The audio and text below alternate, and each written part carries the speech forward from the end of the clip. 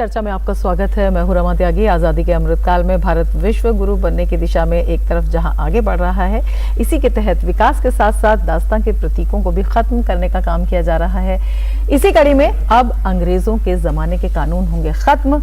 Monsoon session के आखिरी दिन केंद्रीय गृह मंत्री अमित शाह ने 163 साल पुराने 3 मूलभूत कानूनों में बदलाव के लिए बिल को लोकसभा में पेश किया। ये कानून लंबी चर्चा और विमर्श के बाद लाए गए हैं। भारतीय नागरिक सुरक्षा संहिता जो सीआरपीसी को रिप्लेस करेगी, उसमें अब 533 धाराएं रहेंगी, अब तक इसमें 478 धाराएं थी। 160 धाराओं को बदल दिया गया है, 9 धाराएं नई जोड़ी गई हैं, जबकि 9 धाराओं को निरस्त कर दिया गया है। इसी तरह भारतीय न्याय संहिता जो आईपीसी को रिप्लेस करेगी, इसमें पहले 511 धाराओं के स्थान पर अब 356 धाराएं होंगी।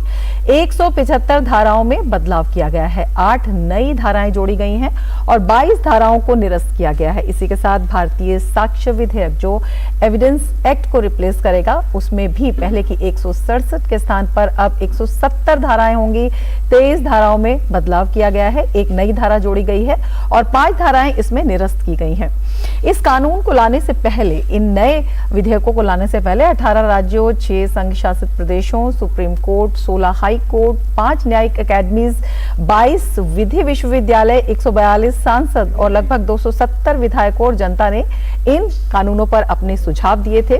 4 सालों तक इन पर गहन विचार विमर्श हुआ और गृह मंत्री स्वयं इस पर हुई 158 बैठकों में उपस्थित रहे।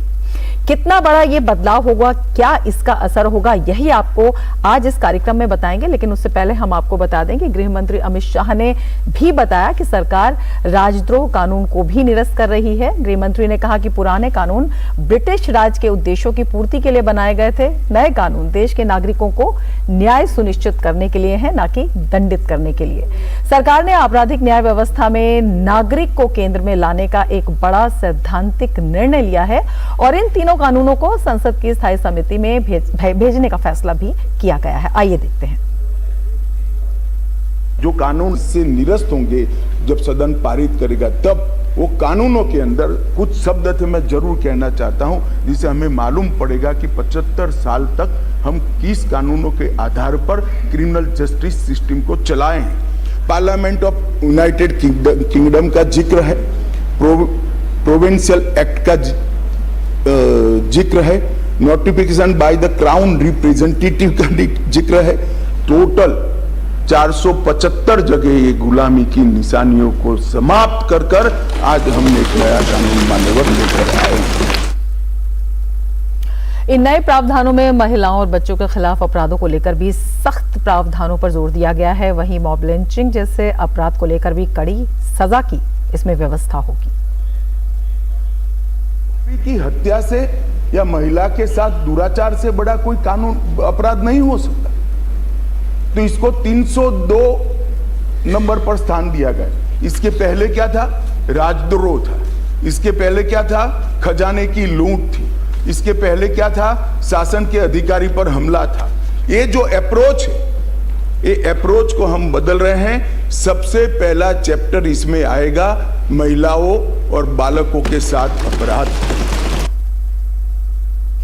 पूर्व कानून मंत्री रविशंकर प्रसाद ने भी नए कानूनों को बदलते वक्त के लिए जरूरी बताया। उन्होंने कहा कि राजद्रोह को खत्म किया गया है, लेकिन आतंकवाद और संगठित अपराध से निपटने के लिए जरूरी बदलाव भी किए जा रहे हैं।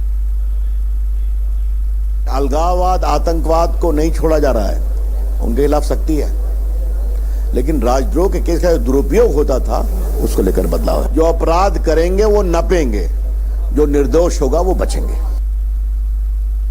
तो बड़े बदलाव के साक्षी बनेंगे ये नए कानून और इन्हीं पर हम चर्चा करेंगे। हमारे साथ 2 खास मेहमान जुड़े हुए हैं। हमारे साथ अमिताभ सिन्हा जुड़े हुए हैं जो सीनियर एडवोकेट हैं सुप्रीम कोर्ट के, और हमारे साथ अनंत विजय जुड़े हुए हैं जो वरिष्ठ पत्रकार हैं। सबसे पहले अमिताभ सिन्हा जी आपके पास आना चाहेंगे और आपसे जानना चाहेंगे, बहुत बड़े बदलाव की बात इसमें कही जा रही है। एक लंबी चर्चा इस पर चली, मंथन हुआ, उसके बाद ये 3 कानूनों में बदलाव का फैसला लाया गया। औपनिवेशिक मानसिकता पर भी एक करारा प्रहार है। आपसे सबसे पहले सरल शब्दों में ये जानना चाहेंगे कि कितना बड़ा बदलाव इसमें आम आदमी को न्याय व्यवस्था में मिलेगा।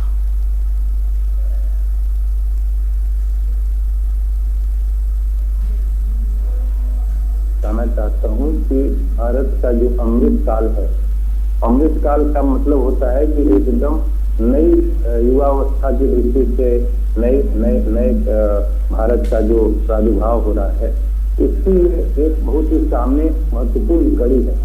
ये पूरी न्यायिक व्यवस्था में क्रांतिकारी बदलाव है। मैं आपको बता दूं, ऐसे 3 कानून नहीं बदले गए। न्यायिक व्यवस्था का न्यायिक सुधार जो अभी तक बहुत सालों से ये बातें बहस में थे, राष्ट्रीय बहस में थे कि न्याय प्रक्रिया पर, न्याय व्यवस्था पर लोगों का विश्वास उठा जा रहा है। और इसका कारण ये था कि ये सारी न्यायिक व्यवस्था जो है वो औपनिवेशिक है, वो अंग्रेजों के द्वारा दी गई थी। और इसके ऊपर में जो लंबे समय से जो शासन करने वाले दल रहे, उन्होंने इस विषय पर कभी सोचा ही नहीं। ये औपनिवेशिक जो दास्ता है, जो गुलामी है, उसका पहला जो पड़ाव होता है वो होता है कानून। उस कानून को बदलने की कोशिश की जाए। मैं मानता हूं कि इसके लिए जो सरकार ने एक प्रयास किया है, ये वाकई में बहुत ही ज्यादा स्वागत योग्य है। मैं अब ब्रीफली आपको बताता हूं कि हुआ क्या। सबसे पहले कॉन्सेप्ट आप देखिए, भारतीय दंड संहिता यानी कि इंडियन पीनल कोड 173 साल पहले बनाई गई ये संहिता थी। और वो उसमें जैसा गृह मंत्री जी ने भी बताया संक्षेप में, ये पूरे जो संहिता या कोड के बीच में इंडियन पीनल कोड, इसमें अनेक जगहों पे अंग्रेजों की साथ सीधी वो प्रेजेंस थी। अब ये देखिए, इसका नाम बदला गया है। नाम बहुत महत्वपूर्ण चीज होता है। नाम उसमें क्या लिखा है? भारतीय न्याय संहिता। अब देखिए, दंड संहिता नहीं है, ये न्याय संहिता है। ये कॉन्सेप्ट बहुत इंपॉर्टेंट है। लोगों को न्याय के लिए ये कानून बन रहे हैं इस सरकार के द्वारा, दंड के लिए नहीं, सबसे पहली चीज। और जो जूरिस्प्रूडेंस, जो इंडियन जूरिस्प्रूडेंस के हिसाब से भी कहा जाता है कि कोई भी व्यक्ति जब तक कि वो सिद्ध न हो जाए तब तक उसको अपराधी नहीं माना जाएगा। उस कॉन्सेप्ट को आगे बढ़ाते हुए न्याय की दृष्टि से, उसको दंड की दृष्टि से नहीं देखना चाहिए किसी भी कानून। और उसके बाद आप दूसरा देखिए, जो CRPC है, क्रिमिनल प्रोसीजर कोड। अब क्रिमिनल प्रोसीजर कोड का मतलब क्या है कि आपराधिक व्यवहार प्रक्रिया, उसको क्या कहा गया? नागरिक सुरक्षा संहिता। मतलब कि वो जो पूरी व्यवस्था है वो नागरिकों की सुरक्षा के लिए। इसमें जो क्रांतिकारी कदम है वो ये बताना चाहता हूं कि जो क्रिमिनल प्रोसीडिंग है, जो ये फौजदारी का मामले हैं, उन फौजदारी मामलों में 10 साल, 20 साल, 25 साल तक भी आराम से केस चलते थे। ट्रायल जो है उसका कोई समय सीमा नहीं थी, चार्जशीट की कोई समय सीमा नहीं थी। अब इसमें पहला जो सबसे बड़ा बदलाव हुआ है कि 90 दिन के अंदर में चार्जशीट फाइल हो, मैक्सिमम उसको एक बार न्याय कोर्ट जो है वो एक और एक्सटेंशन 90 दिन का दे सकती है। उसके अलावा 3 साल के अंदर में उस मामले का फैसला कोर्ट निश्चित रूप से करेगा। और उसके बाद एक और महत्वपूर्ण बात जो आम व्यक्ति के हित में या उसकी जानकारी में है कि कोर्ट में हम लोग लॉयर्स के नाते, वकीलों के नाते देखते थे कि कोर्ट में सारा मामला खत्म हो गया, अब जज हैं, उन्होंने जो जजमेंट रिजर्व कर दिया।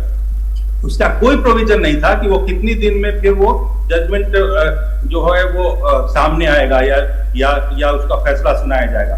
अब उसके लिए तय कर दिया गया है कि 30 दिन के अंदर में वो पूरा उसका ट्रायल खत्म होने के अंदर में फैसला हो जाएगा और 1 हफ्ते के अंदर में उसका फैसला सुनाना है। ये सारी चीजें ऐसी हैं जो जनता के हितों के ऊपर में आधारित कानून है। अब वो शासन के ऊपर में या सरकार के ऊपर में नहीं है। साथ ही साथ आप देखिए कि जो राजद्रोह से संबंधित कानून था, उसके एक बहुत महत्वपूर्ण पहलू के नाते में अपनी जो जुडिशियल अंडरस्टैंडिंग है, लीगल अंडरस्टैंडिंग है, मैं कहता हूं कि पहले जो औपनिवेशिक यानी कि जो गुलामी के कानून थे, उसमें जो अपराध होते थे वो सरकार के खिलाफ होते थे, against the government by law. यदि कानून से कोई सरकार बनी है उसके खिलाफ कुछ भी कहना राजद्रोह था। अब उसको हटा के राष्ट्र के बारे में, देश के बारे में ये चिंता की गई है कि यदि कोई व्यक्ति राष्ट्र हित में यदि कोई ऐसी बात करेगा जो विघटनकारी हो, जो सौहार्द देश का बिगाड़े, उसके ऊपर में कड़ाई से कार्रवाई होनी चाहिए। और जो सरकार के ऊपर आलोचना करना राजद्रोह नहीं है। ये एक बहुत बड़ी बात है जो वाकई में एक प्रजातंत्र के लिए आवश्यक है।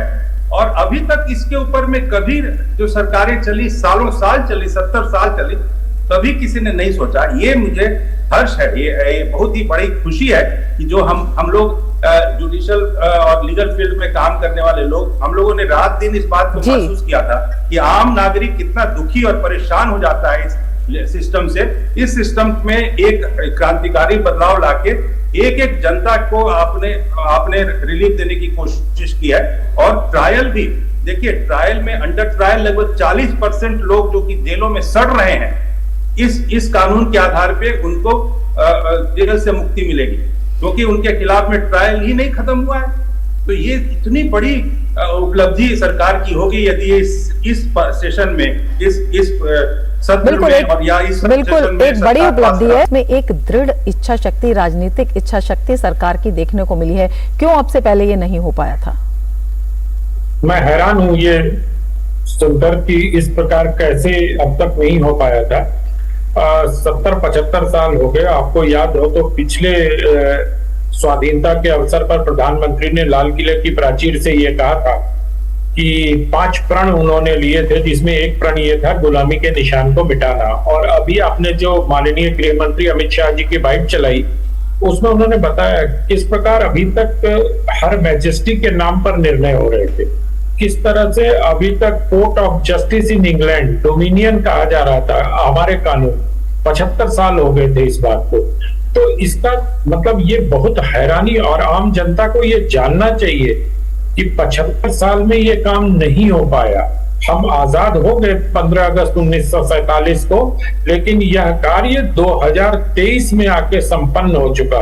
और इसके लिए कितने व्यापक विमर्श की आवश्यकता थी वो भी आपने बताया कि इतने सारे सांसदों, राज्य सरकारों आदि आदि से इससे संपर्क किया गया। लेकिन मुझे जो लगता है इसमें जो कई सारे महत्वपूर्ण, सबसे बड़ी बात जो मैं ये देखता हूं इन तीनों जो न्याय संहिताओं में और नागरिक संहिता में, इसमें सबसे अधिक महत्व महिला सुरक्षा को दिया गया है। और महिला सुरक्षा को प्राथमिकता देना ये इस सरकार की मानसिकता को दिखाता है। अभी तक अब इसमें जैसे एक बहुत अच्छा प्रावधान किया गया है कि अगर कोई बलात्कार की विक्टिम होगी तो जजमेंट, मतलब उनके बयान रिकॉर्ड करने के लिए जज उनके घर जाए। कितनी उनको पीड़ा होती होगी जब उनको अदालत में लाके उनके बयान रिकॉर्ड किए जाते होंगे। आप समझ सकते हैं इस बात को, और हमने कई फिल्मों में इस बात को देखा भी है और महसूस भी किया है।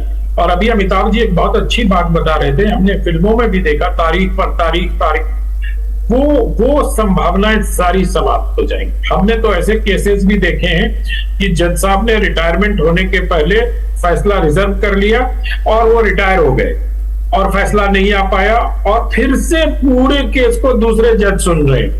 तो न्यायिक व्यवस्था में न्याय होते हुए दिखना भी उतना ही महत्वपूर्ण है जितना न्याय होना महत्वपूर्ण है। तो मुझे लगता है कि अमित शाह ने जो बिल पेश किए हैं 3, जो अभी सिलेक्ट कमेटी को भेजा गया है और आने वाले दिनों में वो कानून बनेगा, इसमें न्याय होते हुए भी दिखेगा। बिल्कुल, किस तरह से न्याय होते हुए दिखेगा इस पर हम आगे चर्चा करेंगे, लेकिन फिलहाल वक्त है एक ब्रेक का। ब्रेक के बाद ये चर्चा जारी रहेगी, बने रहिए हमारे साथ।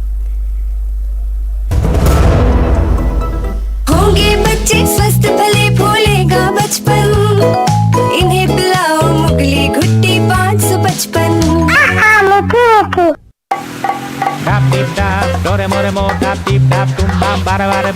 अबे देख,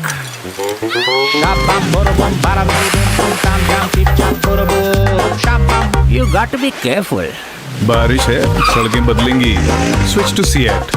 बेटा change soon, it's monsoon. Break के बाद फिर से आपका स्वागत है। बेहद महत्वपूर्ण विषय पर हम चर्चा कर रहे हैं। 2 खास मेहमान हमारे साथ मौजूद हैं। हम अमिताभ जी आपके पास आना चाहेंगे और आपसे जानना चाहेंगे, देर से अगर न्याय प्राप्त होता है तो उस न्याय का कोई मतलब नहीं रह जाता है। अभी जिस तरह से अनंत विजय जी ने बताया कि अब जो है सही अर्थों में न्याय मिलेगा, इसको भी आपसे समझना चाहेंगे। और इससे जो अदालतों पर मुकदमों का बोझ है वो भी कहा जा रहा है कि बड़ी संख्या में वो कम होगा। तो इससे किस तरह का एक बदलाव पूरे सिस्टम में देखने को मिलेगा? जैसा मैंने अपने शुरुआत के चर्चा में ही अपनी बात कही है कि ये एक क्रांतिकारी कदम है, और खास करके जो क्रिमिनल जस्टिस का जो जहां तक सवाल है उसमें बहुत ही ज्यादा बदलाव होगा और जो क्रिमिनल मैटर्स हैं उनकी संख्या तुरंत इसलिए भी गिरेगी क्योंकि निपटारे जल्दी होंगे।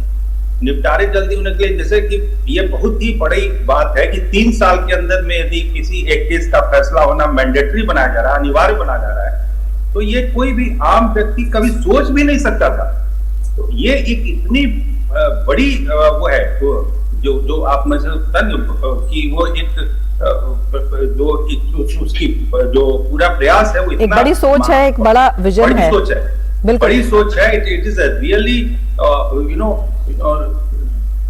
बिल्कुल the entire it will revolutionize in the entire legal system।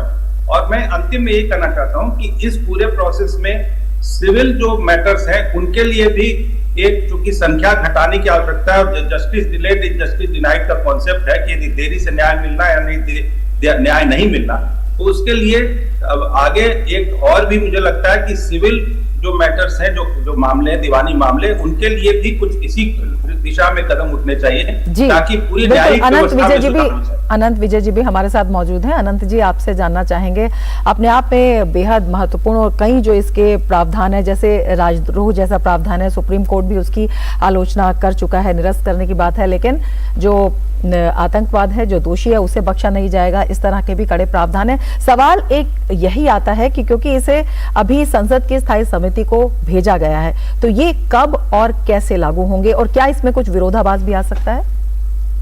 अब मुझे लगता नहीं है कि इसमें किसी दल को कोई दिक्कत होनी चाहिए, क्योंकि जब बिल पेश हो रहा था तो किसी दल ने किसी प्रकार की आपत्ति नहीं जताई।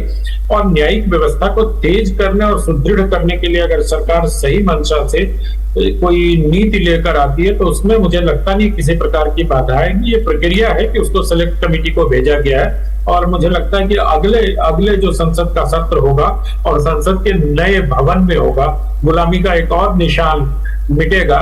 तो मुझे लगता है कि इससे न सिर्फ न्यायिक व्यवस्था स्मूथ होगी, बल्कि जो मैं देख सकता हूं कि जिस प्रकार से जेलों पर बोझ है उसके सुधार का भी कदम उठाया गया है इसमें, कि किस प्रकार से अगर उस धारा में सजा है और उसका आधा टर्म जेल में काट चुका है तो उसको रिहाई होगी, या जिस प्रकार से थानों में कबाड़ जमा है, जो केस प्रॉपर्टीज है, जो एक्सीडेंट्स के कार्स है, आप किसी थाने में जाइए आपको 50 कार, 100 मोटरसाइकिल, 300 ऑटो पड़े सड़ते हुए दिखाई देंगे। इसमें यह प्रावधान किया गया है कि उनकी फोटोग्राफी होने के बाद और वीडियोग्राफी होने के तुरंत बाद केस प्रॉपर्टी को रिलीज कर दिया जाएगा। और जो सबसे महत्वपूर्ण सुधार इसमें किया गया है वो ये है कि इसमें जो इलेक्ट्रॉनिक सबूत है उनको भी मान्यता देने की बात इस प्रपोज्ड जो बिल है इसमें है, और ये समय के साथ चलने की एक जो प्रक्रिया है, क्योंकि आज क्या हो रहा था कि अगर महिला के साथ कोई चैट हो रहा था और वो व्हाट्सएप पे हो रहा था, अश्लील चैट कोई कर रहा था, तो एडमिसेबल ही नहीं था।